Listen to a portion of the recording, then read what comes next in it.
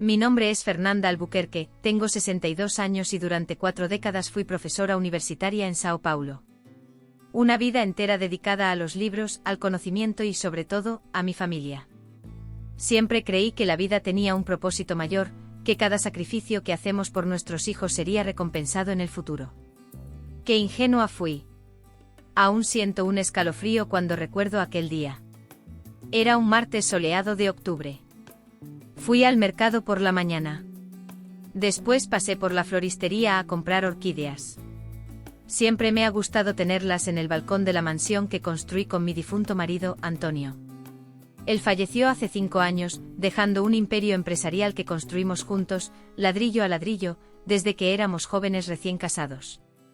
Regresé a casa ese día con el corazón ligero. Estaba planeando una cena especial para recibir a mi hijo, Ricardo, a su esposa, Juliana, y a mi nieta Amanda, que cumplía 15 años esa semana. A pesar de todos los problemas que teníamos, siempre intenté mantener a la familia unida. Estaba estacionando mi coche en la entrada de la mansión en el Jardín Europa, esa casa que conocía cada rincón, cada grieta en las paredes, cada recuerdo en las marcas de crecimiento de mi hijo en la puerta de la cocina. Fue entonces cuando noté algo extraño. La puerta del garaje estaba abierta. Había coches que no reconocía estacionados allí. Pensé que podría ser alguna visita inesperada, tal vez amigos de Ricardo. Él tenía la llave de la casa, claro. Después de todo, creció allí. Bajé del coche sosteniendo las bolsas del mercado y las orquídeas. Fue entonces que lo vi. Al principio pensé que eran escombros, que tal vez estaban haciendo alguna reforma de la que no sabía. Pero al acercarme, el shock me paralizó. Eran mis cosas, mis libros que había coleccionado toda la vida, álbumes familiares, ropa, zapatos, objetos personales, todo esparcido por el jardín como si fuera basura. Me quedé allí sin reacción, tratando de entender lo que estaba pasando. Fue entonces cuando la puerta principal se abrió. Ricardo apareció vestido con un traje caro que yo misma le había regalado por su cumpleaños número 38 3 meses antes. A su lado, Juliana, su esposa de 35 años, es secretaria de la empresa, por quien había dejado a su primera esposa, madre de Amanda. Y para completar el cuadro, Débora, la madre de Juliana, una mujer que siempre dejó clara su envidia hacia mi posición social. ¿Qué está pasando aquí, Ricardo?, pregunté, mi voz temblando más de rabia que de tristeza. Fue entonces cuando dijo esas palabras que nunca olvidaré. Palabras que lo cambiaron todo. No vives aquí más. Mi esposa y mi suegra vivirán aquí. Las bolsas cayeron de mis manos. Las orquídeas se deshicieron en el suelo. Sentí como si me hubieran dado un puñetazo en el estómago. En ese momento miré el rostro de mi hijo y no reconocí al niño que crié.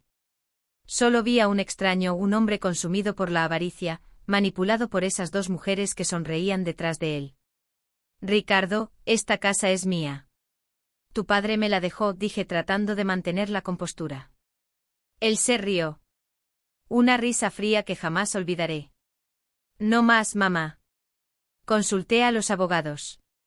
Como único heredero, tengo derechos y he decidido que quiero la casa ahora. Vi a Juliana y a Débora intercambiar miradas triunfantes. A través de la puerta abierta pude ver que ya habían comenzado a mover sus pertenencias adentro. En la sala, donde antes estaban mis antigüedades familiares, ahora había muebles modernos y sin personalidad que coincidían con el dudoso gusto de ellos. ¿Y a dónde esperas que vaya?, pregunté aún tratando de digerir la situación. No es mi problema, respondió Ricardo encogiéndose de hombros. Quizás sea hora de ir a un asilo. Ya estás vieja. Vieja. Esa palabra me golpeó como una flecha. Yo que solo tenía 62 años, que aún enseñaba, que nadaba 3 veces a la semana, que tenía más energía que muchos jóvenes. Vieja. Fue entonces cuando noté a doña Zuleide, mi fiel empleada de 30 años, parada en la puerta trasera, con lágrimas en los ojos. A su lado, mi nieta Amanda, horrorizada por la escena que presenciaba. Vi en su mirada la vergüenza por el comportamiento de su padre.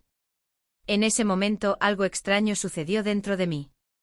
En lugar de derrumbarme en llanto, en lugar de suplicar, en lugar de gritar, sentí una calma anormal apoderarse de mí, una claridad de pensamiento que nunca había experimentado antes. Respiré hondo y miré a los ojos de mi hijo. Está bien, Ricardo, dije con una voz sorprendentemente firme. Has ganado. Me iré. Noté la sorpresa en su rostro. Quizás esperaba una escena, gritos, drama. Juliana y Débora parecían casi decepcionadas con mi reacción contenida. Regresé a mi coche, abrí el maletero y comencé a recoger algunas de mis cosas esparcidas por el jardín. Solo lo esencial, algunos documentos, fotografías, joyas que habían pertenecido a mi madre. Dejé el resto allí, esparcido como un testimonio de la ingratitud. Mientras guardaba esos pocos objetos, mi mente ya funcionaba de una manera diferente. Esos tres no sabían, pero acababan de cometer el mayor error de sus vidas, porque había algo que mi hijo nunca entendió. No era solo la madre dedicada, la profesora amable. Había otra faceta de mí que había mantenido oculta durante décadas. Nadie allí sabía que mientras mi marido era la cara pública del negocio, yo era la verdadera estratega detrás de cada decisión. Yo negociaba los contratos más importantes, yo planeaba las expansiones, yo tenía los contactos más valiosos y, lo más importante, yo conocía todos los secretos, todos los esqueletos en el armario. Antes de irme, miré una última vez la casa que construí, el jardín que planté con mis propias manos. Vi a Ricardo, Juliana y Débora observando mi partida con expresiones triunfantes. Vi a Amanda en la ventana del segundo piso, llorando en silencio. Vi a doña Zuleide, que en realidad era mucho más que una simple empleada, sintiendo discretamente por mí. Nuestro señal acordado hace años para situaciones extremas. Entré en el coche y partí sin mirar atrás. Para ellos, estaban viendo a una señora derrotada, humillada, dejando su casa por última vez. Pocos sabían que lo que vieron no fue una salida. Fue el primer movimiento de un juego que había comenzado a planear en el preciso momento en que Ricardo pronunció esas crueles palabras. Durante el trayecto hacia el apartamento de mi amiga Mariana en Moema, que ya estaba preparado para recibirme desde hace meses. Sí, ya sospechaba que algo así sucedería. Comencé a organizar mentalmente mis próximos pasos. Ellos pensaban que habían ganado, que yo desaparecería en algún rincón, lamentándome por mi casa perdida. Pocos sabían que acababan de despertar algo que había mantenido dormido durante muchos años. Pasé esa primera noche en casa de Mariana en estado de shock. Mi amiga intentaba consolarme, me ofrecía té, sugirió llamar a la policía, pero yo permanecía extrañamente tranquila. No, Mariana, le dije mientras observaba la lluvia por la ventana de su apartamento en Moema. Esto va mucho más allá de una simple invasión de propiedad. Las horas siguientes fueron como vivir en una película en cámara lenta. Acostada en la cama de invitados, revivía cada momento de aquella tarde. Mis cosas esparcidas por el jardín, la expresión de triunfo en el rostro de Ricardo, las sonrisas cómplices de Juliana y Débora. Pero, sobre todo, recordaba la sensación que me dominó. No fue desesperación, ni siquiera tristeza. Fue una certeza cristalina de que ese momento marcaba el inicio de algo, no el final. A la mañana siguiente Mariana salió temprano para dar sus clases de yoga. Me quedé sola en el apartamento, sentada a la mesa de la cocina con una taza de café intacta frente a mí. Fue entonces cuando sonó mi celular. Era un número desconocido. Contesté con cautela. Señora Fernanda. La voz grave del otro lado era inconfundible. A pesar de los años, Carlos Eduardo, respondí, sintiendo un escalofrío recorrer mi espalda. ¿Cuánto tiempo? Supe lo que pasó.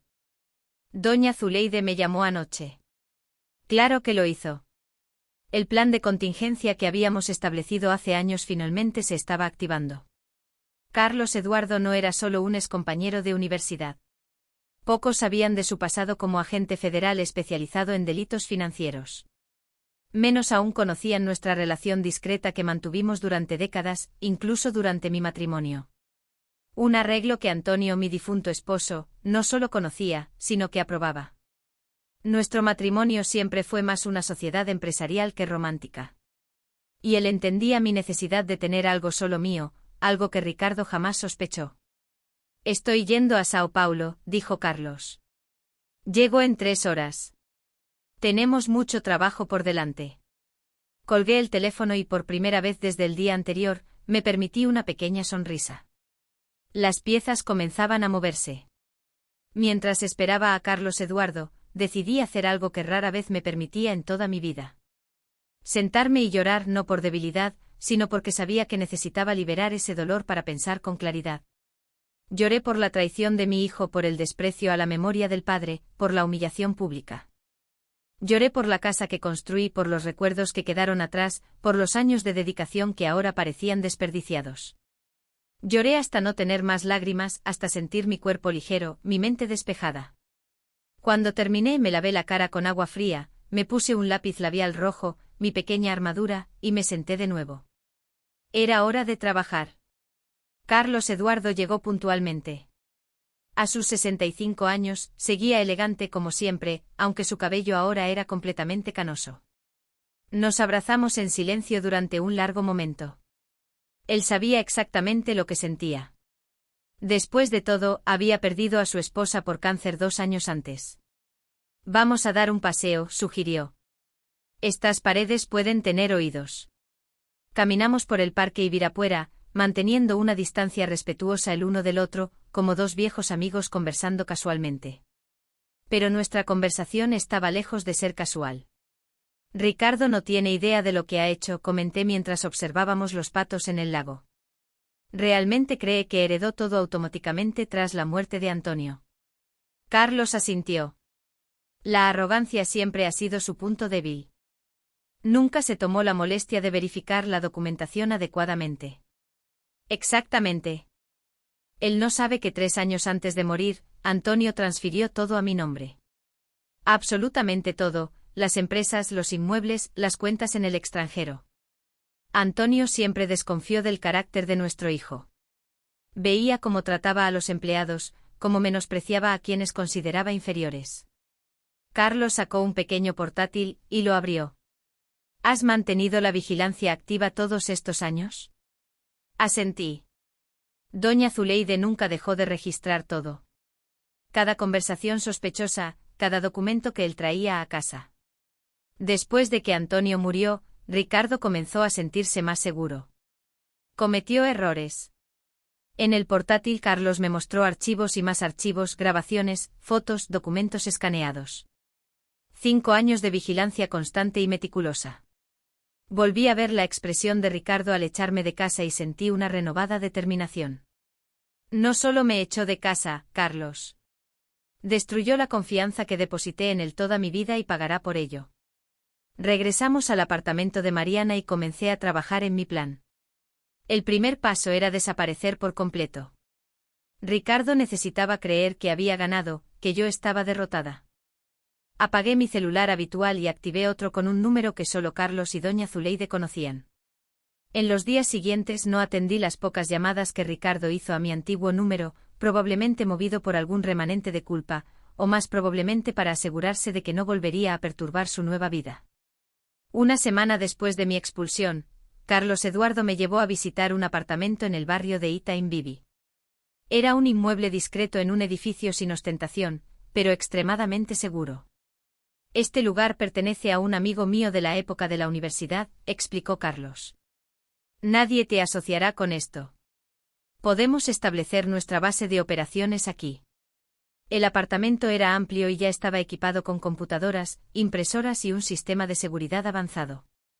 En la habitación principal había una pared entera cubierta por un mapa detallado de las empresas de la familia Albuquerque, con fotos de Ricardo, Juliana, Débora y sus principales asociados. Parecía la oficina de un equipo de investigación, que de cierta manera, éramos. En los días que siguieron, recibí visitas discretas. Primero, el doctor Paulo Silveira, el abogado de la familia desde hace años, que se mostró visiblemente incómodo al verme. Doña Fernanda, no sabía que las cosas sucederían así. Ricardo me dijo que usted había acordado mudarse al sitio en Atibaya. Sonreí con amargura. Claro que lo dije. ¿Y tú le creíste sin verificar conmigo? Paulo bajó la mirada. Fui negligente. Debería haber hablado directamente con usted. Sí, debería. Pero ahora puede compensar su error ayudándome. Necesito saber exactamente qué ha hecho Ricardo con las empresas desde la muerte de Antonio. Paulo dudó solo un momento antes de abrir su carpeta. Traje todo lo que pude reunir y debo advertir, no es bonito. Durante 3 horas analizamos documentos, contratos, transferencias bancarias. El panorama que se formaba era mucho peor de lo que imaginaba. Ricardo no solo había intentado transferir propiedades a su nombre, algo que no logró completamente debido a las protecciones legales que Antonio había establecido. También había desviado dinero de las empresas, evadido impuestos, falsificado informes para los accionistas. Esto es suficiente para enviarlo a prisión por muchos años, comentó Paulo, visiblemente afectado. Aún no es suficiente, respondí. Quiero más. La próxima visita fue de un hombre que nunca había visto en persona, solo había intercambiado mensajes codificados a lo largo de los años. Leonardo Méndez, un técnico informático que trabajaba discretamente para Carlos Eduardo en sus días como agente federal. Tenía acceso a los correos electrónicos personales y corporativos del señor Ricardo, dijo mientras conectaba una memoria USB al ordenador. También a las cuentas de la señora Juliana y de la señora Débora. Las revelaciones fueron impactantes, incluso para mí, que ya esperaba lo peor. Juliana y Débora no eran meras secundarias en esta historia, eran tan culpables como Ricardo. Descubrimos que habían estado desviando dinero de una ONG para niños con cáncer que Juliana presidía como parte de su labor filantrópica. El dinero de las donaciones terminaba en cuentas en las Islas Caimán y se usaba para financiar viajes internacionales, compras de joyas, tratamientos estéticos. Desde el principio manipularon a Ricardo. Comenté mientras observaba fotos de Juliana en un yate en Mónaco, cuando supuestamente estaba en un congreso sobre niños desfavorecidos. Vieron en él un camino hacia la riqueza. Carlos asintió y él, cegado por la ambición y la lujuria, cayó como un pato. Pasaron 2 semanas y nuestro arsenal de pruebas crecía exponencialmente. Doña Zuleide, que seguía en la mansión fingiendo servir a los nuevos dueños, nos mantenía informados de cada movimiento. Fue ella quien nos contó sobre el gran evento que Ricardo, Juliana y Débora estaban planeando. Va a ser un evento benéfico, relató Zuleide por teléfono seguro. Para recaudar fondos para la ONG de la señora Juliana, invitaron a toda la alta sociedad paulista, políticos, empresarios, celebridades. Quieren mostrar su nuevo estatus. Miré a Carlos Eduardo, que sonrió de una manera que no veía desde hacía años. La sonrisa del depredador, que finalmente tiene a su presa al alcance. Es la oportunidad perfecta, dijo él. Perfecta, coincidí. Es hora de acelerar los preparativos. En las semanas siguientes trabajamos incansablemente. Carlos Eduardo contactó a antiguos conocidos en la Policía Federal, presentando pruebas suficientes para iniciar una investigación oficial. Me reuní en secreto con periodistas de medios respetados, ofreciendo acceso exclusivo a una historia que prometía ser el escándalo del año. Paulo Silveira preparó toda la documentación legal necesaria para demostrar que yo era la verdadera propietaria de todo. Algo que Ricardo nunca se tomó la molestia de verificar adecuadamente. 3 días antes del gran evento, recibí una visita inesperada en mi apartamento en E-Time. Era Amanda, mi nieta, acompañada por doña Zuleide. La niña corrió a mis brazos llorando. Abuela, te he extrañado tanto.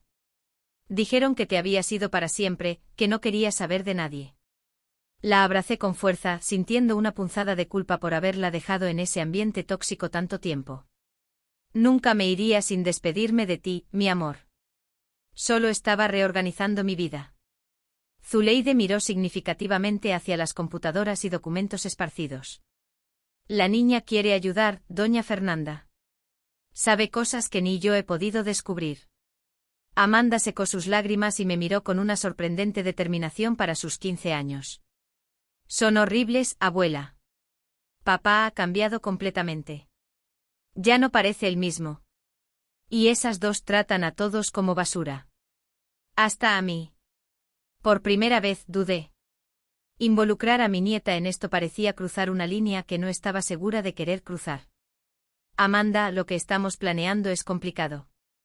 Puede tener serias consecuencias para tu padre. Lo sé, respondió ella con una madurez que me sorprendió. Y se lo merece. Escuché una conversación entre él y Juliana. Están planeando enviarme a un internado en Suiza después del evento. Quieren deshacerse de mí porque creen que soy muy parecida con la anciana.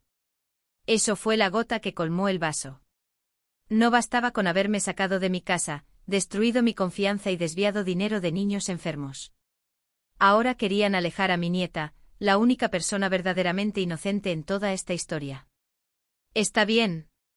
He decidido, puedes ayudar, pero tendrás que seguir nuestras instrucciones al pie de la letra, y una vez que todo termine, estarás lista para las consecuencias. Amanda asintió seria. Estoy lista, abuela. Tienen que aprender que no pueden tratar a las personas así. En las 72 horas siguientes, finalizamos cada detalle del plan. Carlos Eduardo aseguró que agentes federales estarían infiltrados entre los invitados de la fiesta. Periodistas colocarían cámaras estratégicamente. Técnicos instalaron discretamente pantallas que normalmente se usarían para presentaciones benéficas, pero que tendrían un propósito muy diferente. La víspera del gran día, no pude dormir. Me quedé mirando el techo pensando en todo lo que había pasado, en cómo mi vida había cambiado tan drásticamente en tan poco tiempo. Pensé en Antonio, en cómo él previó que algo así podría suceder y tomó medidas para protegerme. Pensé en Ricardo, en el niño dulce que una vez fue, antes de que la avaricia y la influencia de personas como Juliana lo corrompieran por completo. Por un breve momento, casi me rindo. Casi llamé a Carlos Eduardo para cancelar todo. Tal vez hubiera otra manera, una que no destruyera por completo la vida de mi hijo. Pero entonces recordé mis cosas tiradas en el jardín, la expresión de desprecio en su rostro, las palabras crueles. Ya estás vieja de todos modos. Y supe que no había vuelta atrás. Lo que estaba a punto de hacer no era solo por mí, era por todas las personas que Ricardo, Juliana y Débora habían perjudicado a lo largo de los años. Era por Amanda, por doña Zuleide, por los empleados maltratados, por los niños enfermos, cuyo dinero para tratamientos había sido desviado para financiar lujos innecesarios. En la mañana del gran día, me vestí con especial cuidado. Elegí un traje blanco impecable, el mismo que usaba en las reuniones de negocios más importantes cuando trabajaba tras bambalinas con Antonio. Recogí mi cabello canoso en un elegante moño. Me puse las perlas que recibí el día de mi boda. Me miré en el espejo y vi no a una víctima, sino a una mujer fuerte, decidida a hacer justicia. Carlos Eduardo llegó a buscarme puntualmente a las 6 de la tarde. El evento en la mansión comenzaría a las 8, pero necesitábamos llegar antes para los preparativos finales. ¿Estás lista?, me preguntó tomando mi mano. Respiré hondo sintiendo una mezcla de nervios y determinación. He estado lista para esto toda mi vida.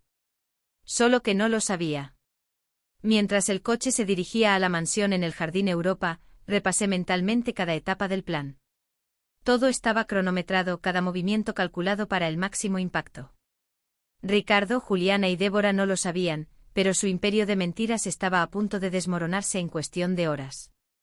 Llegamos por la parte trasera de la propiedad, donde doña Zuleide nos esperaba con Amanda. La niña corrió a abrazarme, temblando ligeramente. ¿Va a salir todo bien, abuela?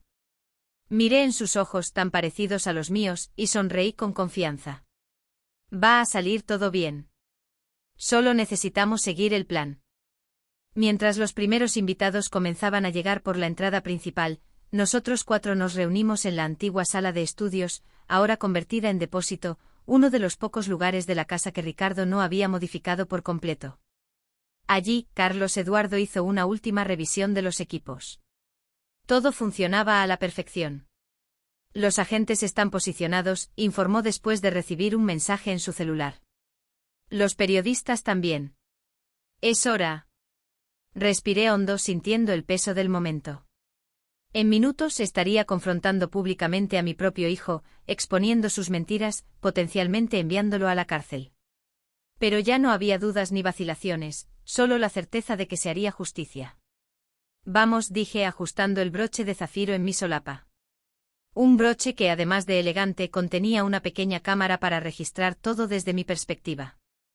Es hora de mostrarle a Ricardo que nunca debió subestimar a su madre. Caminamos en silencio por los pasillos de la mansión, siguiendo un recorrido que solo yo y doña Zuleide conocíamos a la perfección. Pasajes discretos utilizados por el servicio durante décadas, que Ricardo ni siquiera sabía que existían. Mi corazón latía acelerado, no de miedo, sino de una extraña emoción. Carlos Eduardo iba al frente asegurándose de que el camino estuviera despejado, mientras Amanda me apretaba la mano con fuerza. Están en el salón principal, susurró doña Zuleide, regresando de una rápida verificación. El evento comenzó hace 20 minutos. Ricardo está dando un discurso sobre generosidad y responsabilidad social. La ironía era tan grande que casi me río. Ricardo hablando de responsabilidad social mientras desviaba dinero de niños con cáncer. Juliana posando de benefactora mientras usaba la ONG como fachada para enriquecerse. Débora fingiendo ser una suegra dedicada cuando, en realidad, era la mente detrás de muchos de los esquemas. Esperemos el momento exacto, dijo Carlos consultando su reloj. Cuando todos los invitados importantes estén presentes, nos posicionamos en una pequeña sala adyacente al salón principal, desde donde podíamos observar el evento sin ser vistos. A través de una rendija en la puerta, vi el salón de fiestas de mi casa completamente transformado. Donde antes había muebles clásicos y obras de arte cuidadosamente seleccionadas por mí a lo largo de décadas, ahora había una decoración ostentosa y sin personalidad. Lámparas extravagantes reemplazaban las elegantes que Antonio y yo trajimos de nuestros viajes por Europa. Cuadros caros, pero sin significado. Ocupaban las paredes donde antes estaban fotografías familiares y pinturas de artistas que apoyamos desde el inicio de sus carreras. Los invitados circulaban con copas de champán, vestidos de gala. Reconocía políticos, empresarios, celebridades, todos allí para verse y ser vistos, para asociar sus nombres a la nueva generación de los Albuquerque. A medida que Ricardo se presentaba en el centro del salón, mi hijo estaba en un pequeño escenario improvisado, micrófono en mano, hablando con la soltura de quien se siente intocable. Y es por eso que la Fundación Nuevos Caminos se dedica plenamente a dar esperanza a los niños que más lo necesitan, decía él con Juliana a su lado, sonriendo y saludando como una primera dama. Cada centavo recaudado esta noche irá directamente a tratamientos oncológicos pediátricos. Cada palabra era una puñalada. Cada sonrisa falsa, cada aplauso de los invitados que no tenían idea de la verdad aumentaba mi determinación. Miré a Amanda, que observaba a su padre con una mezcla de tristeza y repulsión. Él no siempre fue así, le susurré. Hubo un tiempo en que su padre era un niño amable con sueños genuinos. ¿Qué le pasó a él, abuela? Suspiré. La avaricia, querida. La sensación de que merecía más, siempre más, sin tener que trabajar por ello. Y personas que alimentaron lo peor de él en lugar de lo mejor. Carlos Eduardo nos interrumpió con un gesto discreto. Los agentes confirmaron la posición. Los periodistas están listos y acabo de recibir la confirmación. El juez federal firmó las órdenes hace 10 minutos. Asentí. Todo estaba en su lugar. Doña Zuleide, llamé suavemente. Es hora de servir ese vino especial. La fiel empleada sonrió de una manera que pocos habían visto. No era la sonrisa de una funcionaria, sino la sonrisa cómplice de alguien que había esperado años por este momento. Salió discretamente, dirigiéndose a la cocina. El vino especial no era nada ilegal o dañino, solo un Chateau Margaux cosecha 1982, una botella rarísima que Antonio y yo compramos en nuestra luna de miel y prometimos abrir solo en una ocasión verdaderamente especial. Ricardo siempre había codiciado esa botella, pero Antonio fue inflexible. Era mía para abrir cuando decidiera que el momento era el adecuado. ¿Qué momento podría ser más adecuado que este? Mientras Zuleide cumplía su misión, observé a Ricardo concluir su discurso con una ovación.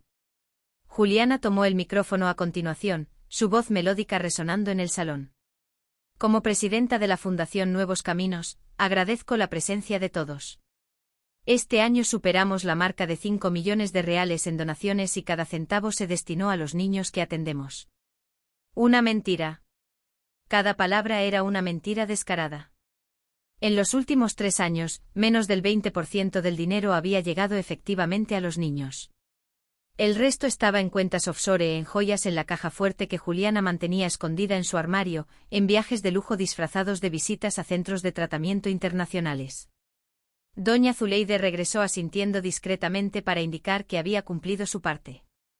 Ahora solo era cuestión de tiempo hasta que Ricardo, incapaz de resistir la tentación, anunciara la apertura de la botella especial, lo que sería nuestra señal para entrar. Carlos Eduardo se acercó ajustando el pequeño auricular que usaba para comunicarse con los agentes federales. Todos los accesos están cubiertos. Nadie saldrá del lugar sin autorización cuando comencemos. Amanda, que había asumido su posición como parte del plan, también confirmó que estaba lista. La niña sería fundamental. Su presencia en el escenario junto a su padre sería el distracte perfecto para mi entrada. No tuvimos que esperar mucho. Como se previó, Ricardo no pudo resistir mostrar su tesoro más reciente, o lo que él creía que era suyo. Amigos, anunció después de la presentación de Juliana. Para celebrar el éxito de este evento, me gustaría compartir algo verdaderamente especial. Muchos conocieron a mi padre, Antonio Albuquerque, un hombre de visión y tradición. Noté cómo usaba el nombre de su padre cuando le convenía, a pesar de haber despreciado sus valores en vida. En su bodega guardó durante décadas una botella única, un Chateau Margaux 1982, considerado uno de los mejores vinos de la historia. Esta noche, por primera vez, esta botella será abierta y compartida. Los invitados aplaudieron, impresionados por el gesto aparentemente generoso. Pocos allí sabían que esa única botella valía más de 30,000 reales, dinero que podría salvar vidas en la fundación que ellos fingían apoyar. «Este es el momento», murmuró Carlos Eduardo. «Amanda, ¿estás lista?» Mi nieta asintió ajustando el elegante vestido que llevaba. Su papel era simple pero crucial. Distraer a Ricardo en el momento justo para que pudiera hacer mi entrada sin ser interrumpida. Amanda salió de la sala donde estábamos escondidas y recorrió el salón, saludando a algunos invitados como si acabara de llegar a la fiesta. La vi acercarse al escenario, saludando tímidamente a su padre. Ricardo, siempre preocupado por las apariencias, la llamó de inmediato para que subiera. «Y aquí está mi hija Amanda. Ven, querida, únete a nosotros en este momento especial». Era la señal que esperábamos. Mientras todas las miradas se volvían hacia Amanda subiendo al escenario, Carlos Eduardo activó el sistema que habíamos instalado. Las luces del salón parpadearon brevemente, algo que parecería solo un fallo eléctrico momentáneo para los invitados, pero que en realidad era la señal para que los agentes federales y periodistas se posicionaran. «Es tu momento», dijo Carlos, apretando mi mano en un gesto de apoyo. «Estamos contigo». Respiré hondo alisando las solapas de mi traje blanco y salí de la sala. Caminé por el pasillo lateral que llevaba directamente al escenario, un camino que conocía de memoria tras décadas viviendo en esa casa. Mientras avanzaba, sentí una extraña calma envolviéndome. No había más dudas, solo la certeza absoluta de que estaba haciendo lo que debía hacer. Llegué al lado del escenario justo cuando Ricardo levantaba la preciada botella, listo para el gesto teatral de abrirla. Juliana y Débora estaban a su lado, sonrisas triunfantes en sus rostros. Amanda, ahora también en el escenario, fue la primera en verme. Sus ojos se abrieron ligeramente, pero mantuvo la compostura exactamente como habíamos ensayado. Subí los 3 escalones que llevaban al escenario y caminé hacia el micrófono. Mis tacones resonando en el repentino silencio que se instauró cuando los primeros invitados me reconocieron. Ricardo congeló la botella aún en sus manos, su expresión transformándose de shock a ira en cuestión de segundos. «Mamá», la palabra salió como una acusación. «¿Qué haces aquí?» Lo ignoré caminando directamente hacia el micrófono. Mis ojos recorrieron brevemente el salón, reconociendo los rostros de los invitados, muchos de los cuales habían cenado en mi mesa decenas de veces a lo largo de los años, pero que ahora parecían no saber cómo reaccionar ante mi presencia. «Buenas noches a todos», dije, mi voz sorprendentemente firme. «Soy Fernanda Albuquerque, la verdadera dueña de esta casa y de todo lo que ven a su alrededor». Un murmullo recorrió el salón. Vi a Juliana susurrar algo a Ricardo que parecía a punto de arrebatarme el micrófono. Pero antes de que pudiera hacer cualquier movimiento, continué. «Muchos de ustedes me conocen desde hace años. Han estado en esta misma casa en eventos organizados por mí y mi difunto esposo, Antonio. Quizás se estén preguntando por qué no me han visto en los últimos meses. ¿Por qué no fui yo quien los recibió esta noche?» Ricardo dio un paso adelante, pero Carlos Eduardo, que ahora se había posicionado estratégicamente al lado del escenario, hizo un gesto discreto, impidiéndolo. En ese mismo instante noté a los agentes federales disfrazados de camareros moviéndose por el salón, bloqueando discretamente las salidas. La respuesta es simple. Fui expulsada de mi propia casa. Mis cosas fueron arrojadas al jardín como basura. Mi hijo Ricardo me dijo que ya estaba vieja, que tal vez era hora de ir a un asilo. Suspiros de sorpresa y miradas de consternación recorrieron el salón. Vi a varios invitados intercambiar miradas incómodas. Pero no estoy aquí para pedir simpatía o compasión. Estoy aquí para revelar la verdad sobre lo que ocurrió con el legado de Antonio Albuquerque, sobre lo que realmente sucede con el dinero que ustedes tan generosamente donan a la Fundación Nuevos Caminos. Ricardo finalmente reaccionó, avanzando hacia mí. Basta, mamá, estás confundida, necesitas ayuda médica. Por favor, que alguien la acompañe afuera. Nadie se movió. El ambiente en el salón había cambiado perceptiblemente. Las sonrisas cordiales dieron paso a expresiones tensas de expectativa. Fue entonces cuando saqué de mi bolsillo un pequeño control remoto, el mismo que Carlos Eduardo me había entregado minutos antes. Presioné el botón principal y las pantallas instaladas estratégicamente alrededor del salón se encendieron al mismo tiempo. Quizás deban escuchar lo que el propio Ricardo tiene que decir sobre sus negocios. Sugerí, mientras en la pantalla principal comenzaba a reproducirse un vídeo.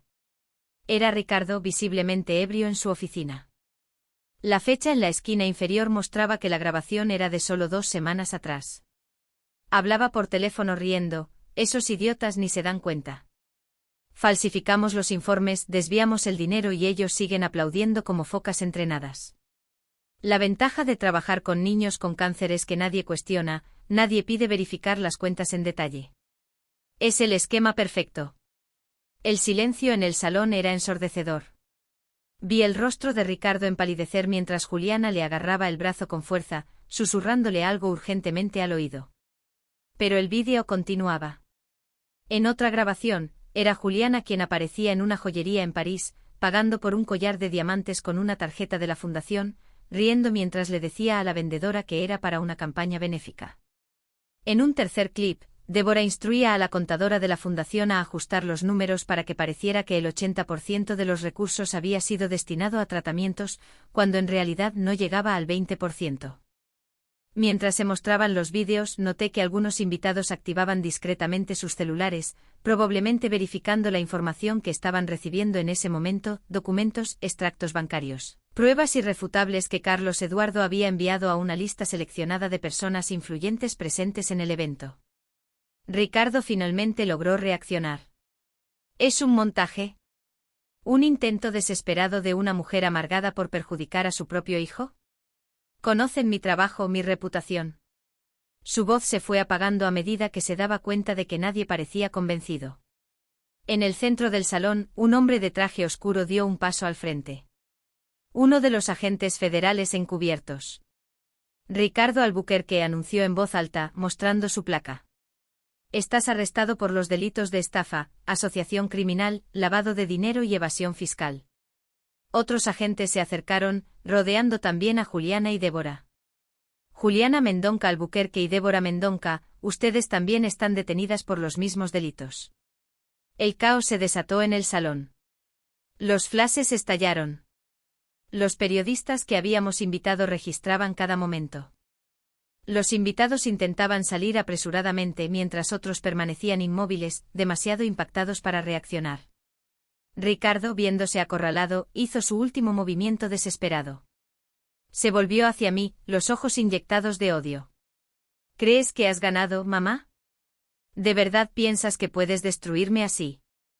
Soy el heredero legítimo. Todo esto es mío por derecho. Permíteme una pequeña sonrisa mientras abría mi bolso y sacaba una carpeta de documentos que entregué al agente federal más cercano. No, Ricardo, tu padre nunca confió en ti lo suficiente como para dejarte el imperio que construimos. Todo fue transferido legalmente a mi nombre 3 años antes de su muerte. Las empresas, las propiedades, las cuentas en el extranjero, absolutamente todo. Tú administrabas, pero la propietaria siempre fui yo. Vi cómo la comprensión finalmente te alcanzó. El color desapareció completamente de tu rostro. ¿Pero los documentos que firmé? Ah, sí, esos documentos que apenas leíste antes de firmar. 3 días después del funeral de tu padre, no eran transferencias de propiedad a tu nombre como pensaste. Eran términos de responsabilidad personal por todas las deudas y obligaciones de las empresas. En otras palabras, todos los crímenes que cometiste en los últimos 5 años son legalmente tu responsabilidad y solo tuya. Juliana soltó un grito ahogado mientras Débora parecía a punto de desmayarse. Ricardo movía la cabeza en señal de negación. No, no puede ser. Puede y es, confirmé mientras los agentes se acercaban para esposarlos. Tu padre siempre decía que la arrogancia sería tu ruina. Tenía razón. Observé cómo los tres eran conducidos fuera del salón. Juliana llorando en un silencio de choque. Ricardo lanzándome una última mirada que mezclaba odio y súplica. Cuando salieron del salón, un pesado silencio cayó sobre los invitados restantes. Fue Amanda quien rompió el silencio, acercándose a mí y tomando mi mano. ¿Terminó, abuela? Miré a mi nieta, a su rostro joven que llevaba tantas de mis facciones, y sentí una ola de ternura en medio de esa tormenta de emociones. Sí, querida, esta parte ha terminado. Ahora comenzamos a reconstruir. Me volví hacia los invitados, muchos de los cuales parecían no saber cómo reaccionar o qué decir. Pido disculpas por el abrupto final del evento. Quienes donaron dinero esta noche pueden estar tranquilos.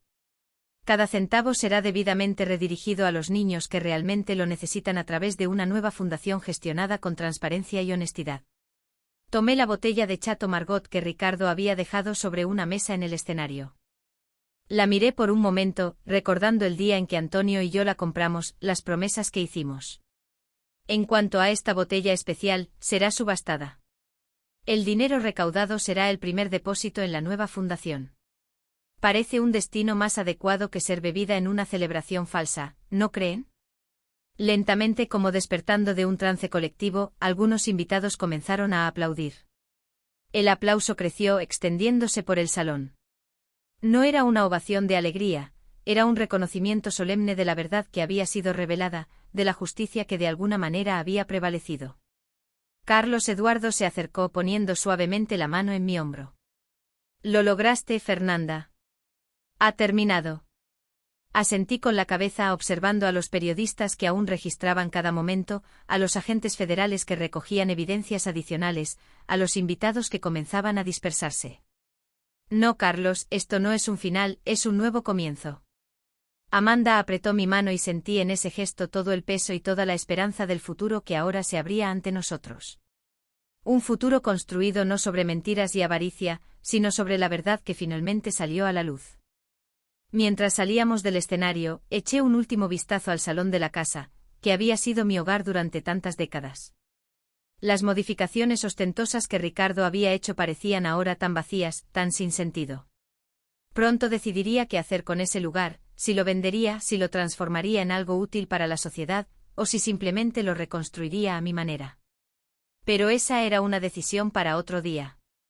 Esa noche, caminando con la cabeza en alto entre las miradas sorprendidas y respetuosas de quienes habían sido testigos de mi venganza, me sentía finalmente libre del peso de la traición y la humillación, libre para comenzar de nuevo, para reconstruir, para redefinir quién era Fernanda Albuquerque. Ya no era la madre traicionada, la anciana echada de su propia casa. Ahora era simplemente Fernanda, fuerte, resiliente y lista para el próximo capítulo de mi vida. Las semanas que siguieron al evento fueron un torbellino. Apenas tuve tiempo de procesar todo lo que había sucedido esa noche, mientras el imperio que Antonio y yo habíamos construido enfrentaba las consecuencias del escándalo. Los periódicos no hablaban de otra cosa. Heredero de los Albuquerque arrestado por fraude, esquema millonario en fundación para niños con cáncer. Profesora jubilada desenmascara a su propio hijo en evento benéfico. Cada titular me causaba una mezcla de satisfacción y dolor. Después de todo, por más justificada que fuera mi acción, Ricardo seguía siendo mi hijo. En la mañana, tras las detenciones, volví oficialmente a la mansión. Entré por la puerta principal, ya no como una intrusa, sino como la legítima propietaria. La señora Zuleide me esperaba con una sonrisa discreta y una taza de té de manzanilla, que siempre me gustaba tomar por la mañana. Bienvenida de nuevo, doña Fernanda, me dijo con lágrimas en los ojos. Caminé por los rincones de la casa, observando los cambios que Ricardo, Juliana y Débora habían hecho en tan poco tiempo. Las paredes que antes exhibían fotografías familiares ahora estaban decoradas con obras de arte caras e impersonales. La biblioteca, mi refugio durante tantos años, había sido transformada en una sala de degustación de vinos. Mi invernadero, donde cultivé orquídeas raras durante décadas, había sido sustituido por una extensión del área de fiestas. No perdieron tiempo, comenté a Carlos Eduardo, que me acompañaba en esa dolorosa inspección. Personas como ellos nunca pierden, respondió él, excepto cuando encuentran a alguien más inteligente en el camino. Sonreí débilmente tocando los muebles nuevos que no tenían alma ni historia. Tendremos mucho trabajo para devolverle el alma a este lugar. Amanda se mudó a la mansión ese mismo día. La niña, ahora con casi 16 años, estaba visiblemente aliviada de no tener que ir al internado en Suiza, como Ricardo y Juliana habían planeado. Le reservé la habitación que siempre fue suya cuando nos visitaba, en el piso de arriba, con vista al jardín trasero. ¿Qué va a pasar ahora, abuela?, me preguntó esa primera noche mientras cenábamos juntas en la cocina.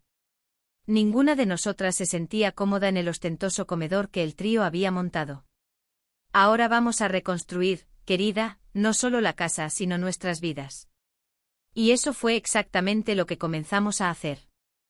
En los días siguientes, un equipo de abogados liderado por Paulo Silveira trabajó incansablemente para reorganizar las empresas, apartar a los ejecutivos corruptos que habían colaborado con Ricardo e implementar una gestión transparente. Así, Fraudulenta fue disuelta y se creó una nueva fundación, esta vez con una junta compuesta por médicos respetados y especialistas en oncología pediátrica, con auditorías externas trimestrales para asegurar que cada centavo se destinara a los niños. Una semana después del escándalo, recibí una llamada inesperada. Era Luía Mendonca, la primera esposa de Ricardo y madre biológica de Amanda. Se había mudado a Portugal tras el tumultuoso divorcio, intentando reconstruir su vida lejos de la tóxica influencia de su exmarido. Fernanda, dijo ella con la voz entrecortada por el llanto. Vi todo en los periódicos. No puedo creer que Ricardo haya llegado a este punto. Yo tampoco, Luía, nunca imaginé que tendría que hacer lo que hice. ¿Crees que puedo visitar a Amanda? Sé que no he sido la madre más presente. Por supuesto que puedes, respondí sin dudar. Ella te necesita ahora más que nunca. Esa conversación me hizo reflexionar sobre cómo las acciones de Ricardo habían perjudicado a tantas personas a lo largo de los años. Luía era una mujer amable e inteligente que fue sistemáticamente destruida emocionalmente durante su matrimonio, hasta perder la fuerza para luchar incluso por la custodia de su hija. Ricardo la había convencido de que era una madre inadecuada, incapaz de cuidar a Amanda correctamente. Y yo, ciega por el amor maternal, no intervení como debí. 2 semanas después, Luía llegó a Brasil. El reencuentro entre madre e hija fue emocionante. Años de separación forzada dieron paso a abrazos, lágrimas y promesas de nunca más separarse. Al verlas juntas me di cuenta de que había algo bueno surgiendo de esa dolorosa situación. Amanda estaba recuperando a su madre. Mientras tanto, el proceso judicial contra Ricardo, Juliana y Débora avanzaba rápidamente. Las pruebas eran irrefutables y nuevos detalles sórdidos surgían cada día. Descubrimos que el esquema era aún mayor de lo que inicialmente imaginábamos. Además del desvío de recursos de la ONG, había fraudes en contratos corporativos, sobornos a inspectores y una evasión fiscal impresionante. Un mes después de las detenciones, recibí autorización para visitar a Ricardo en la prisión. Dudé mucho antes de decidir ir. Parte de mí no quería verlo en esa situación, por más que lo mereciera. Otra parte necesitaba ese encuentro para cerrar un ciclo. La prisión era un lugar frío e impersonal, incluso siendo una unidad destinada a criminales de cuello blanco. Cuando Ricardo fue traído a la sala de visitas, casi no lo reconocí. En solo un mes parecía haber envejecido años. Su cabello, siempre impecablemente peinado, estaba desarreglado y su barba sin afeitar. Los ojos que antes mostraban arrogancia ahora solo reflejaban desesperación. Mamá, dijo él sentándose frente a mí, separados por una simple mesa de madera. ¿Viniste a disfrutar de tu victoria? Manteniendo una expresión neutra, estudié al hombre frente a mí. Tan parecido físicamente a Antonio, pero tan diferente en carácter. No, Ricardo, vine a ver cómo estás. Se rió amargamente. ¿Cómo crees que estoy? preso, humillado, abandonado por todos. No por todos. Estoy aquí, ¿no? Sus ojos se llenaron de lágrimas inesperadamente. ¿Por qué? ¿Por qué estás aquí después de todo lo que hice? Respiré hondo pensando cuidadosamente en mis palabras. Porque sigues siendo mi hijo y porque, a diferencia de ti, no confundo justicia con venganza. ¿Justicia? ¿Eso fue lo que hiciste? Destruiste mi vida en nombre de la justicia. Destruiste tu propia vida, Ricardo. Solo impedí que siguieras arruinando la vida de los demás. Permanecimos en silencio por unos momentos. Por primera vez desde que entró en la sala, parecía realmente verme. ¿Qué pasará con Amanda?, preguntó finalmente. Ella está bien. Luía volvió de Portugal. Vi la sorpresa en su rostro. Luía, pero ella es una mujer fuerte que intentaste quebrar, así como hiciste conmigo. Pero a diferencia de mí, ella no tenía décadas de experiencia para defenderse. Ahora tiene una segunda oportunidad de ser madre y la está aprovechando. Ricardo bajó la mirada. Por un breve momento pensé haber visto un destello de arrepentimiento genuino, pero pronto su expresión se endureció de nuevo. ¿Y Juliana, me llamó? Negué con la cabeza. Juliana está demasiado ocupada negociando con la fiscalía. Parece que está dispuesta a entregar todos los detalles del esquema a cambio de una reducción de pena. Eso, exclamó él, golpeando el puño en la mesa. Después de todo lo que hice por ella, el amor basado en intereses dura solo mientras haya interés, Ricardo. Fue una lección que aprendiste de la peor manera posible. Nuestra conversación continuó por unos minutos, oscilando entre momentos de aparente vulnerabilidad de Ricardo y estallidos de ira. Cuando me levanté para irme, hizo una última pregunta. ¿Vas a volver? Miré a mi hijo ahora reducido a una sombra del hombre poderoso que pensaba ser, y sentí una punzada de compasión maternal. Sí, Ricardo, volveré no porque lo merezcas, sino porque necesito encontrar paz dentro de mí misma. Salí de la prisión con el corazón pesado, pero también con una extraña sensación de liberación. Enfrentar a Ricardo cara a cara, ya no como víctima, sino como la persona que lo puso en esa situación, cerraba un círculo importante. Al regresar a la mansión, encontré a Carlos Eduardo, Amanda y Luía esperándome ansiosamente. ¿Cómo fue?, preguntó Carlos tomando mi mano. Difícil, necesario. Miré a Amanda. Su padre preguntó por ti. La niña asintió. Una expresión compleja en su joven rostro. Lo visitaré eventualmente. No estoy lista aún, pero algún día lo estaré. No hay prisa, querida. Algunas heridas necesitan tiempo para sanar. Esa noche tomé una decisión importante. Sentados todos en la terraza, compartí mis planes. No quiero seguir viviendo en esta casa, dije sorprendiendo a todos. Hay demasiados recuerdos aquí, buenos y malos. Necesito un nuevo comienzo. Pero abuela, protestó Amanda, esta casa es tuya. Tú y el abuelo la construyeron juntos. Sonreí acariciando con cariño el rostro de mi nieta. Sí, tuvimos décadas de felicidad aquí, pero ahora es hora de transformar este lugar en algo más útil que una residencia para una anciana. ¿Qué tienes en mente?, preguntó Carlos Eduardo, que siempre me apoyaba en mis decisiones más audaces. Voy a convertir la mansión en una sede permanente para la nueva fundación. El piso superior se adaptará para recibir a niños en tratamiento de cáncer que vienen del interior y no tienen dónde quedarse en la capital. La planta baja será el centro administrativo de la fundación y el jardín será completamente restaurado para que los niños tengan un lugar bonito para jugar. Luía tenía lágrimas en los ojos. Es una idea maravillosa, Fernanda, transformar una tragedia familiar en esperanza para tantos niños. ¿Y dónde vas a vivir, abuela?, preguntó Amanda preocupada. ¿Recuerdas el sitio en Atibaya? Ese lugar siempre me ha traído paz. Voy a renovarlo y convertirlo en mi refugio. Ustedes dos están invitadas a mudarse conmigo si quieren.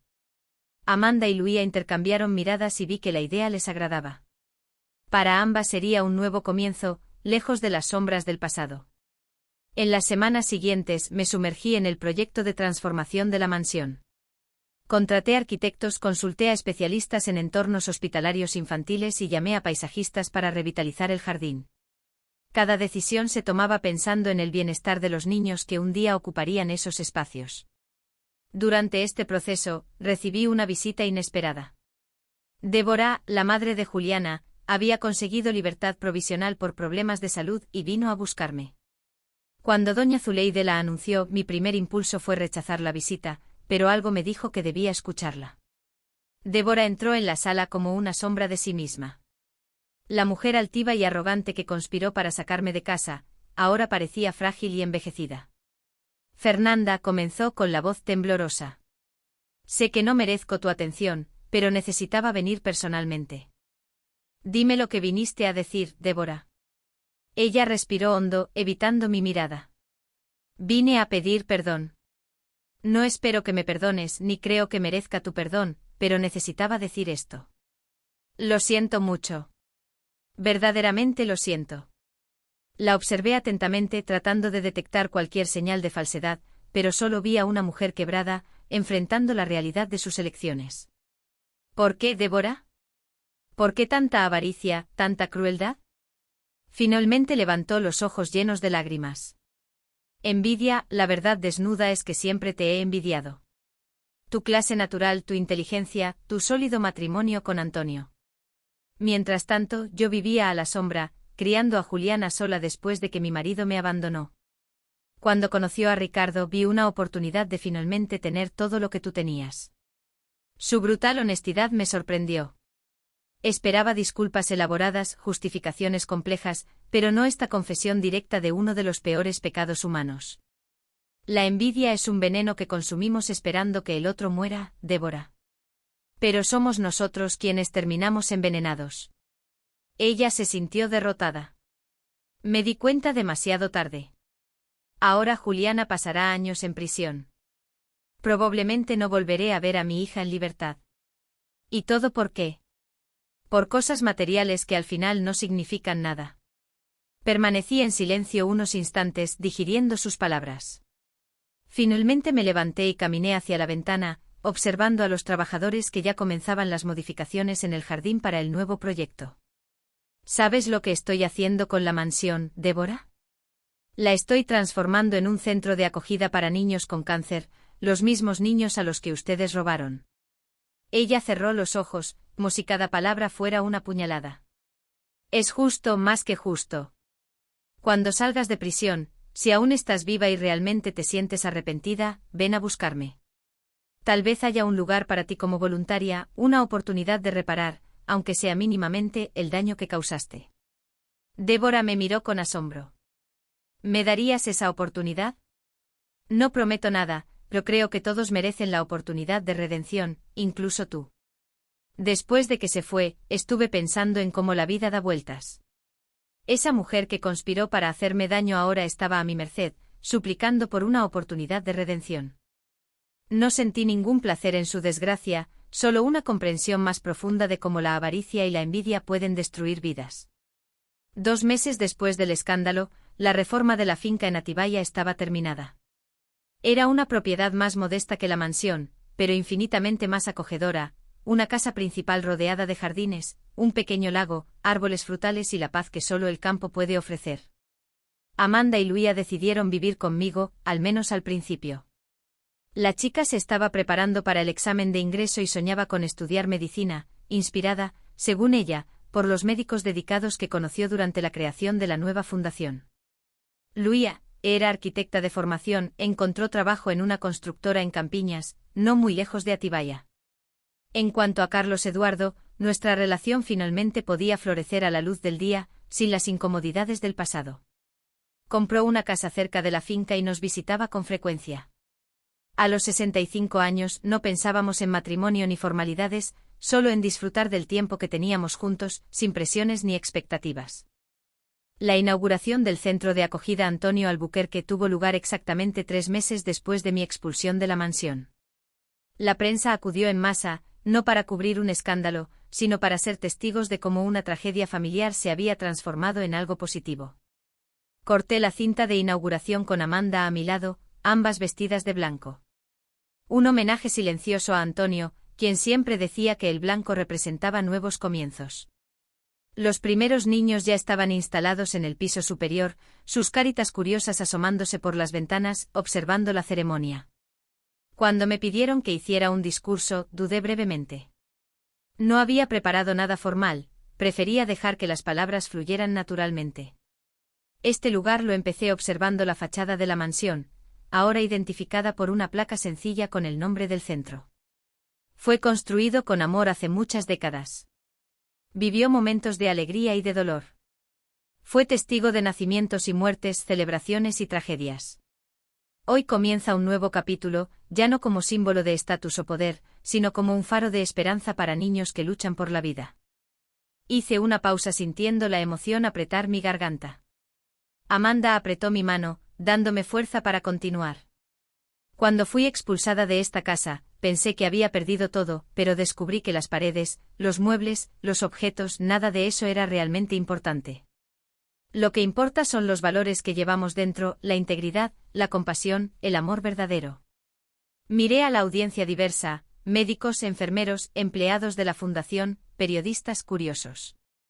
Al fondo vi a doña Zuleide orgullosa en su nuevo uniforme de supervisora del centro. Este centro nace del dolor, pero se alimentará de la esperanza. Cada niño que pase por aquí llevará un poco de la esencia de Antonio Albuquerque, un hombre que creía que la verdadera riqueza está en ayudar a los demás. Y tal vez, de alguna manera misteriosa, también llevará un poco de la lección que aprendí de la manera más difícil. Nunca es tarde para volver a empezar. Nunca es tarde para transformar la traición en triunfo, el dolor en propósito. Terminé mi discurso entre aplausos emocionados. Mientras me alejaba del micrófono, miré una última vez la mansión, ya no mi casa, sino algo mucho más grande y significativo. Sentí una paz que no había experimentado en meses, quizás años. Esa noche, ya en la finca de Atibaya, me senté en el porche con una copa del vino que Antonio y yo solíamos beber en ocasiones especiales. Carlos Eduardo, Amanda y Luía se unieron a mí, cada uno con su propia copa. Propuse un brindis levantando mi copa. Por los nuevos comienzos, repitieron al unísono. Mientras contemplaba el cielo estrellado sobre Atibaya, tan diferente del cielo contaminado de Sao Paulo, reflexioné sobre la extraordinaria travesía de los últimos meses. De profesora jubilada, humillada y echada de casa, ahora era una mujer que había recuperado no solo su patrimonio material, sino, sobre todo, su dignidad y propósito de vida. La venganza había sido dulce, sí, pero la verdadera victoria no estaba en la caída de Ricardo, Juliana y Débora. Estaba en mi capacidad de reinventarme a los 62 años, de convertir la traición en una oportunidad para hacer algo significativo, de demostrar que una mujer con canas jamás debe ser subestimada. ¿En qué piensas, abuela?, preguntó Amanda, notando mi mirada distante. Sonreí, abrazando a mi nieta.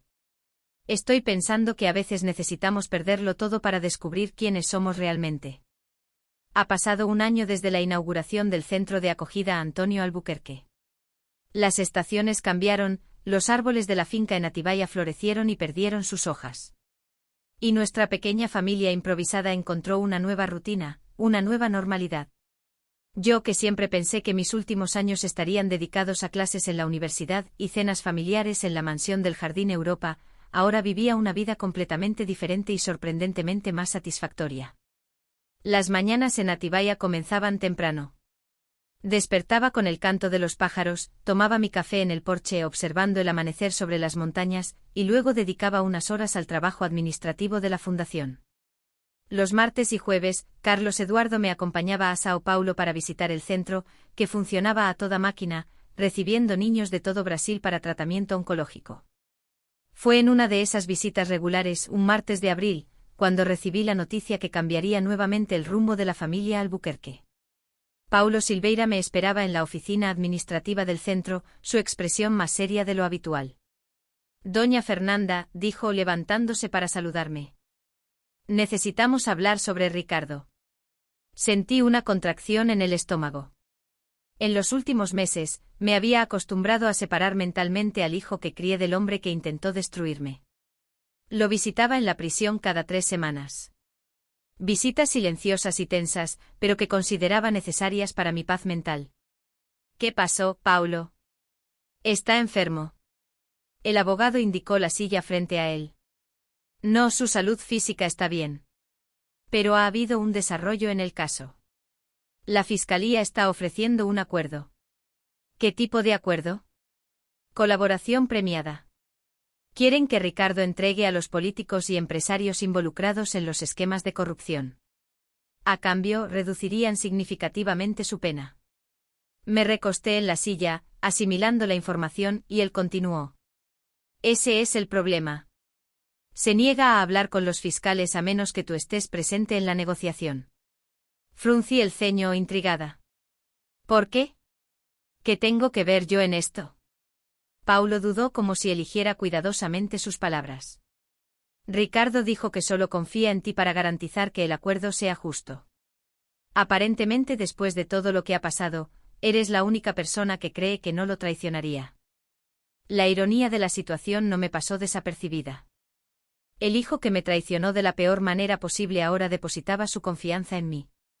Parte de mí quería rechazar de inmediato la responsabilidad de esa situación. Pero otra parte, quizás la maestra que siempre creyó en el potencial de transformación de las personas, vio en esto una oportunidad.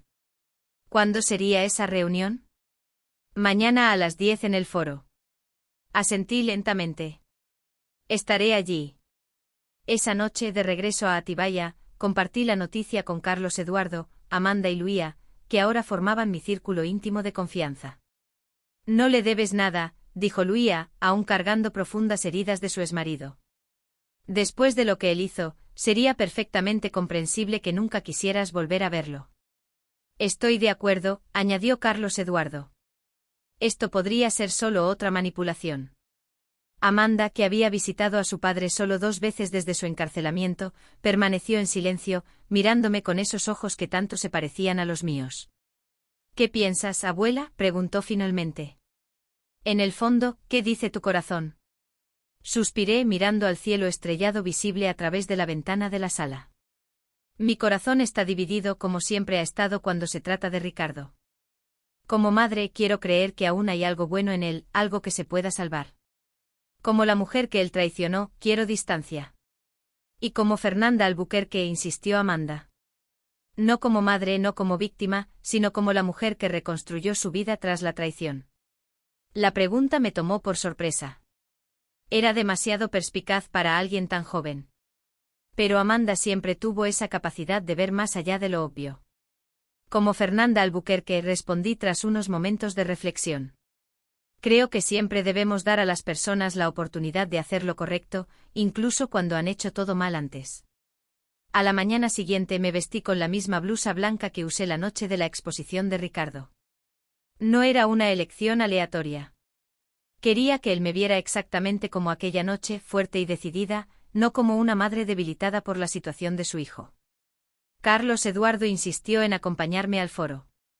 Aunque solo yo podría entrar en la sala de reuniones. Estaré aquí afuera si me necesitas, dijo apretando mi mano antes de que entrara. La sala era austera, con una gran mesa rectangular en el centro. De un lado, 3 fiscales con expresiones serias. Del otro, Paulo Silveira y una silla vacía que presumiblemente sería ocupada por Ricardo. Me senté cerca del lugar de mi hijo, pero manteniendo una distancia respetuosa. Cuando Ricardo entró escoltado por 2 agentes penitenciarios, casi no lo reconocí. En 1 año de prisión, había perdido peso y su cabello, antes cuidadosamente teñido para ocultar las canas, ahora mostraba mechones blancos en las sienes.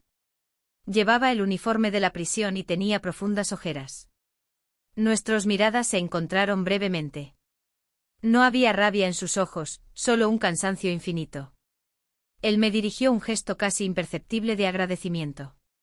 Antes de sentarse, la reunión comenzó formalmente con el fiscal principal explicando los términos del acuerdo de colaboración. Ricardo escuchaba en silencio, consultando ocasionalmente a Paulo con la mirada. En ningún momento me dirigió la palabra directamente. Lo que me pareció curioso, considerando que mi presencia había sido su exigencia, fue solo cuando los fiscales salieron brevemente de la sala para consultar a un superior sobre un detalle del acuerdo que Ricardo finalmente habló conmigo. Gracias por venir, dijo. Tu voz es más ronca de lo que recordaba. ¿Pediste? Vine. Él sonrió débilmente.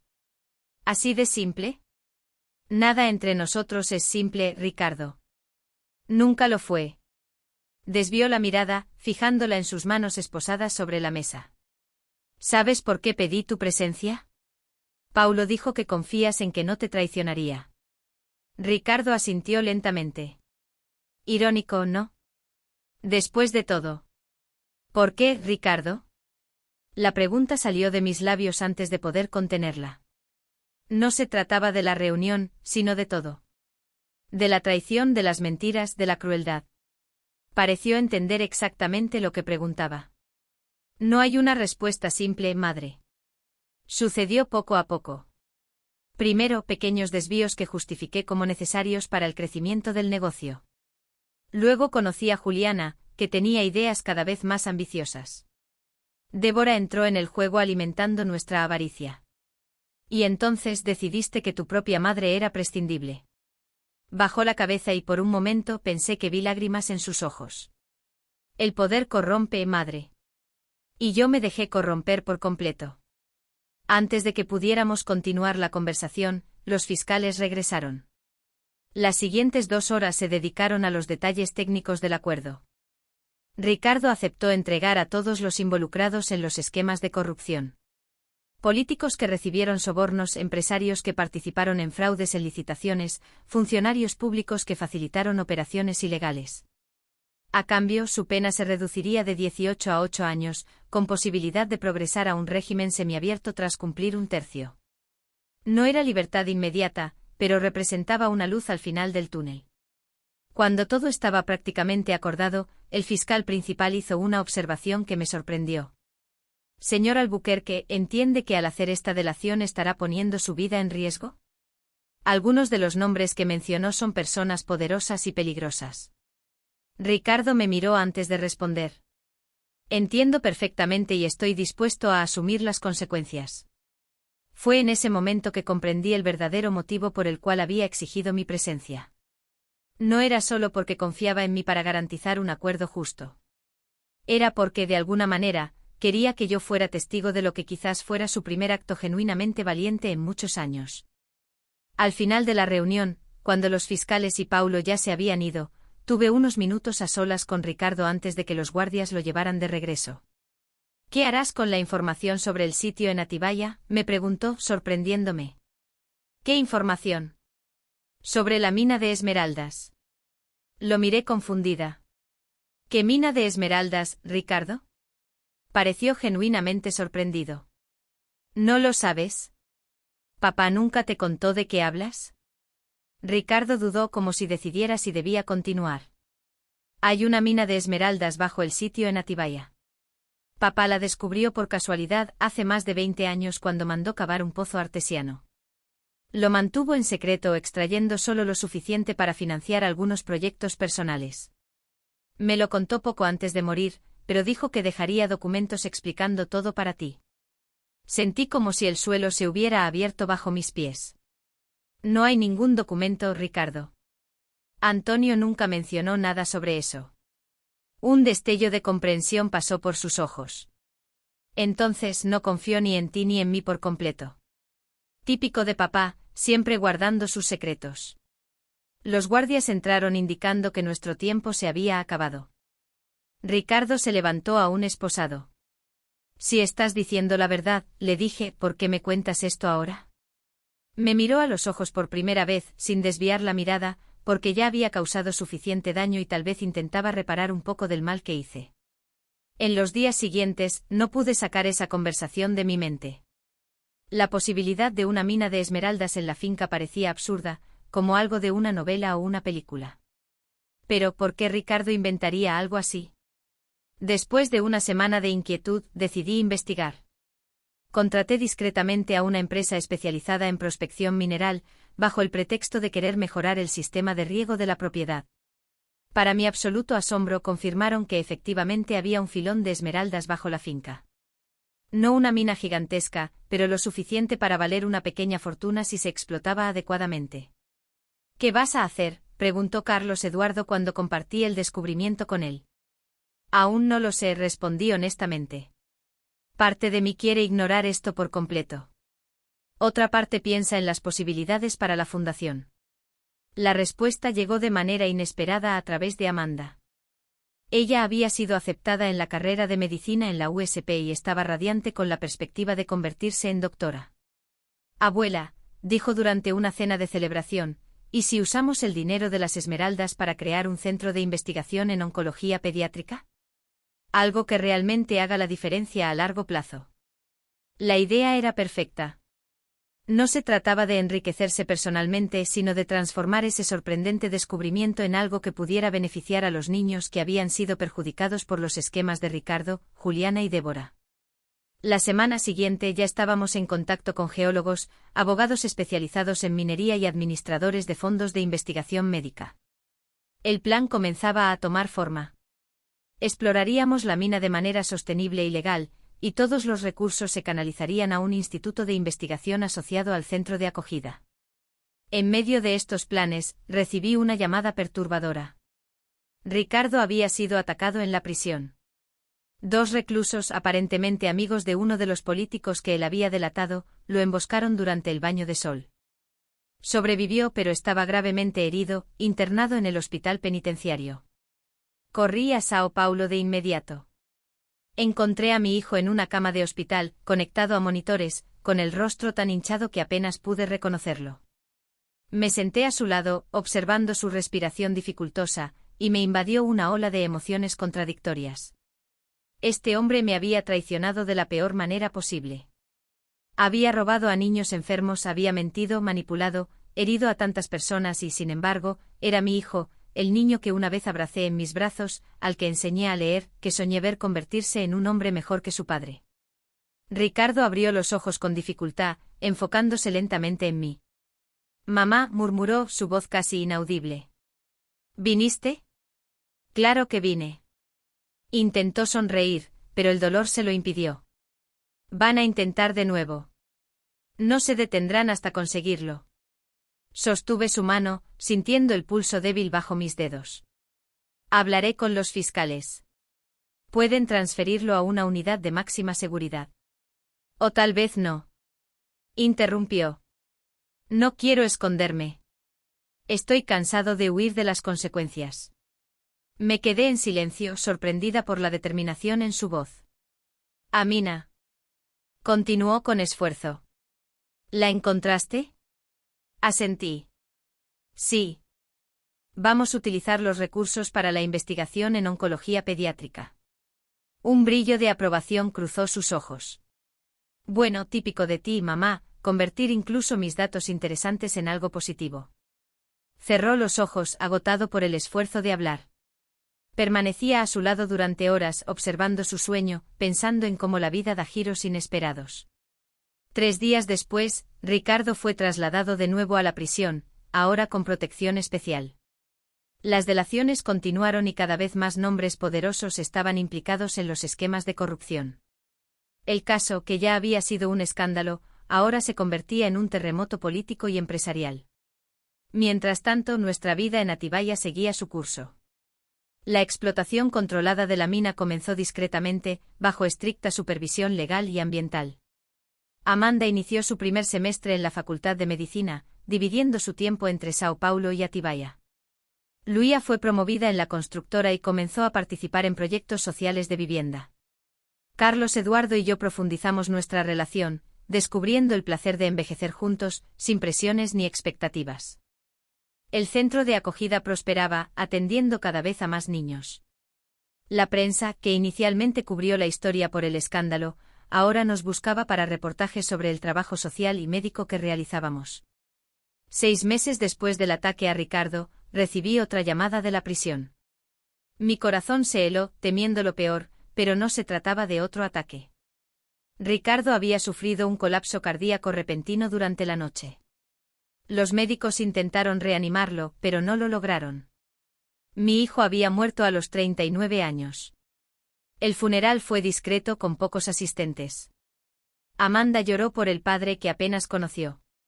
Luía se mantuvo estoica, procesando sentimientos complejos por el hombre que había sido su esposo y su verdugo. Carlos Eduardo estuvo a mi lado todo el tiempo. Una presencia silenciosa y reconfortante. No lloré durante la ceremonia. Mis lágrimas llegaron después en la privacidad del sitio en Atibaia, cuando finalmente permití que la complejidad de mis sentimientos por Ricardo emergiera por completo. Lloré por el hijo que perdí mucho antes de su muerte física, el dulce niño que se convirtió en un hombre corrompido por la avaricia. Lloré por la madre que fui, dividida entre el amor incondicional y la necesidad de justicia. Lloré por lo que podría haber sido y nunca sería. Una semana después del funeral, Paulo Silveira se acercó a mí con una última sorpresa. Ricardo había escrito un testamento en prisión, legalmente válido y verificado. En él renunciaba formalmente a cualquier derecho sobre los bienes de la familia Albuquerque y pedía que todo se destinara a la fundación. En el documento también había una carta dirigida a mí. Llevé la carta al jardín del sitio, sentándome bajo una jabuticaba que Antonio había plantado décadas atrás. Con manos temblorosas, abrí el sobre. Madre, comenzaba la carta. Si estás leyendo esto, significa que ya no estoy aquí. Quizás sea lo mejor. Algunas personas no nacieron para corregir sus errores, solo para reconocerlos demasiado tarde. Quiero que sepas que a pesar de todo, nunca dejé de admirarte. Incluso cuando te traicioné e incluso cuando te humillé, en el fondo sabía que estaba equivocado. Siempre has sido la verdadera fuerza de la familia Albuquerque. No, papá, no, yo, siempre tú. No pido perdón, que sé que algunas acciones son imperdonables. Solo te pido que cuides de Amanda. Ella tiene mucho de ti. La inteligencia, la determinación, la integridad. No dejes que mis errores la marquen para siempre. En cuanto a la mina de esmeraldas, úsala sabiamente como sé que lo harás. Transforma mi última traición. Porque sí, un día pretendía convertir tu lugar en algo bueno, como siempre hiciste con todo en la vida. Adiós, madre. Espero que en alguna vida futura pueda ser el hijo que merecías tener en esta. La carta estaba firmada simplemente como Ricardo, sin adornos ni formalidades. Dobló el papel con cuidado y lo guardé junto al pecho. El ciclo estaba completo, la traición, la venganza, la caída y finalmente un tipo extraño e imperfecto de redención.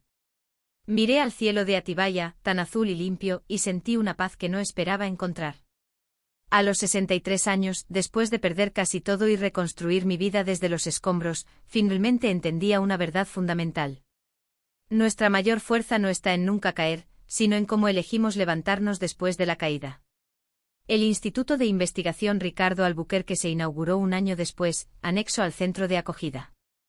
No fue una decisión fácil usar su nombre, pero sentí que era la forma correcta de cerrar esa historia, reconociendo tanto sus errores como su último acto de contrición. Amanda. Ahora en su segundo año de medicina, hacía prácticas voluntarias en el instituto los fines de semana. Luía coordinaba un proyecto de vivienda para familias de niños en tratamiento prolongado. Carlos Eduardo y yo dividíamos nuestro tiempo entre Atibaia y el centro en Sao Paulo, encontrando propósito y alegría incluso después de tanto dolor. En cuanto a mí, Fernanda Albuquerque, la profesora universitaria jubilada que un día vio sus cosas tiradas en el jardín por su propio hijo, encontré una verdad que nunca imaginé. A veces necesitamos perderlo todo para descubrir que somos mucho más fuertes, más resilientes y más capaces de lo que jamás imaginamos. Y la mayor venganza contra aquellos que intentan destruirnos no es causar su caída, sino construir algo tan bello y significativo a partir de las ruinas que nunca podrán quitarnos. Así llego al final de esta historia que compartí con ustedes hoy. Una historia de traición, venganza, caída y finalmente redención. Cuando miro hacia atrás y reviso todo lo que sucedió desde aquel día fatídico en que llegué a casa y encontré mis cosas tiradas en el jardín, me impresiona la travesía que he recorrido. Nunca imaginé que a los 62 años tendría que empezar de nuevo. Nunca pensé que mi propio hijo Ricardo, ese niño que crié con tanto amor, sería capaz de echarme de mi propia casa con tal frialdad. Ya no vives aquí. Mi esposa y mi suegra son las que van a vivir. Esas palabras aún resuenan en mi mente incluso después de tanto tiempo. Pero hoy entiendo que aquel momento de humillación fue en realidad el inicio de mi liberación. Lo que Ricardo, Juliana y Débora no sabían era que al subestimarme, cometieron el mayor error de sus vidas. Solo vieron a una anciana de cabello blanco, una profesora jubilada, que imaginaron frágil y manipulable. No se dieron cuenta de que detrás de esa apariencia delicada, había una mujer que durante décadas fue el verdadero cerebro detrás del imperio construido junto a mi difunto marido, Antonio. La venganza que planeé durante esos 3 meses de desaparición no fue impulsada solo por la ira o el deseo de retribución.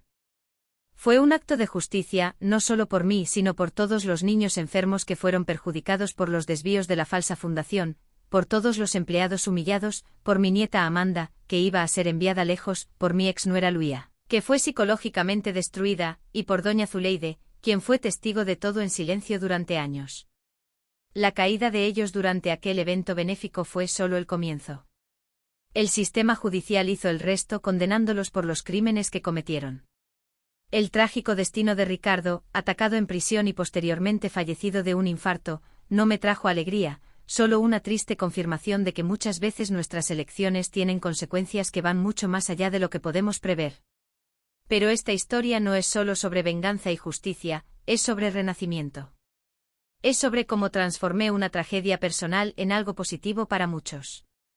El centro de acogida, que alguna vez fue mi mansión en el Jardín Europa, hoy recibe a niños de todo Brasil para tratamiento oncológico.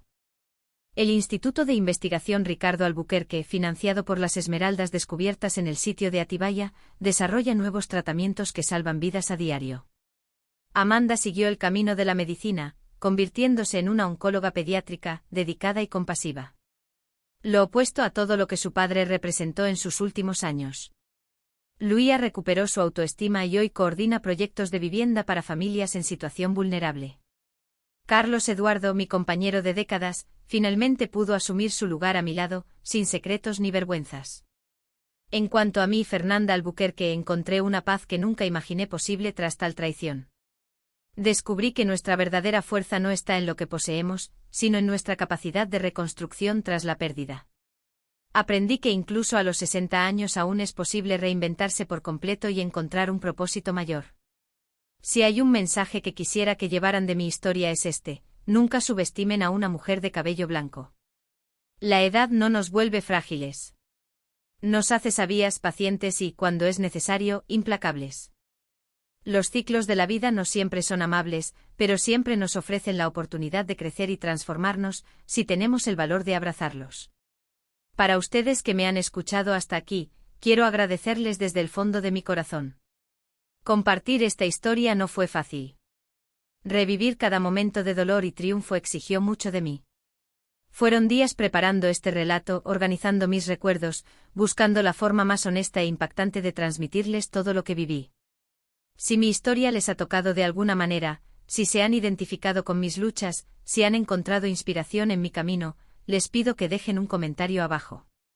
Cuéntenme desde dónde me están viendo, si han pasado por alguna situación de traición familiar, o si conocen a alguien que haya vivido algo similar.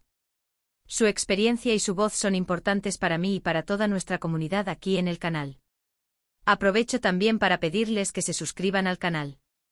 Cada semana comparto nuevas historias de vida. Algunas son mías, otras de personas que he conocido a lo largo de mi camino.